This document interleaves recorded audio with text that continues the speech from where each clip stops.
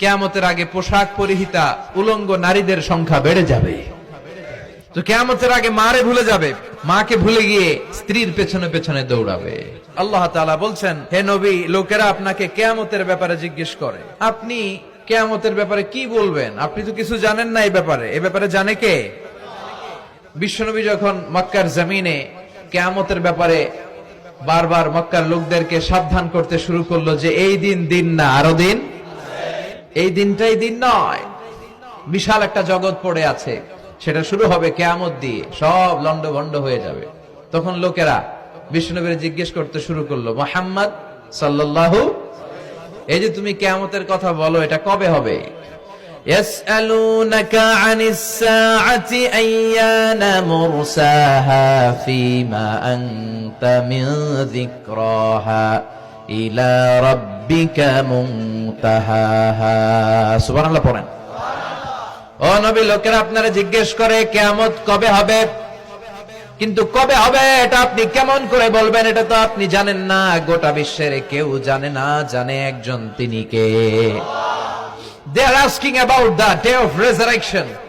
People are asking you about Qiyamah. Who are you to talk anything about it? Only Allah has the final word regarding Qiyamah. ও নবী, লোকেরা আপনারা কিয়ামত কবে হবে খালি ধরে জিজ্ঞেস করে, তো এই ব্যাপারে আপনি কথা বলবেন কি করে? এই ব্যাপারে কোনো জ্ঞান তো আমি আপনাই দেইনি। কিয়ামত কবে হবে এটা জানি শুধুমাত্র আমি আল্লাহ। চিল্লায় বলেন ঠিক কিনা? বিশ্বনবী মক্কায় কিয়ামতের ঘোষণা দিলেন। বিশ্বনবী বললেন, এই পৃথিবী এরকম থাকবে না, সব ভেঙে চুরে খান খান হয়ে যাবে। আল কারিআতু মাল কারিআতু ওয়া মা আদরাকা মাল কারিআহ। বিকট একটা আওয়াজ হবে, ইসরাফিল যখন সিংহায় ফুৎকার দিবে, গোটা বিশ্বটারে মেসাকার করে দিবে কে? আবার বিশ্বনবী শোনাতে লাগলেন, ইদা জুলজিলাতিল আরদু জিলজালাহা ওয়া আখরাজাতিল আরদু আসকালাহা। বিশ্বনবী বললেন, সেদিন পৃথিবীটা কেঁপে উঠবে, মহা ভূমিকম্প হবে। জমিনের ভেতরে যা আছে, তেলের খনি, গ্যাসের খনি, স্বর্ণের খনি, সবকিছু জমিনটা বমি করে বের করে দিবে। আবার বিষ্ণু বলতে লাগলেন, ইদা রুজ্জাতিল আরদু রাজ্জাও ওয়া বুসাতিল জিবালু বাসসা। সুবহানাল্লাহ পড়েন। জমিনটা কেঁপে উঠবে, পাহাড়গুলো ভেঙে চুরে দুমড়ে মুচড়ে যাবে, গোটা বিশ্বটা কেঁপে উঠবে, সাগরের বুকে দাউ দাউ করে আগুন জ্বলবে। সেই দিনটা হচ্ছে কিয়ামতের দিন। বিশ্বনবীর মুখ থেকে বারবার বারবার বারবার এই কিয়ামত কিয়ামত শুনতে শুনতে কাফেরদের মনের ভিতরে ভয় ঢুকে গেছে। কাফেররা মনে মনে কয়, এই মুহাম্মদের তো কোনোদিন মিথ্যা কথা বলতে শুনি নাই। শুনছে?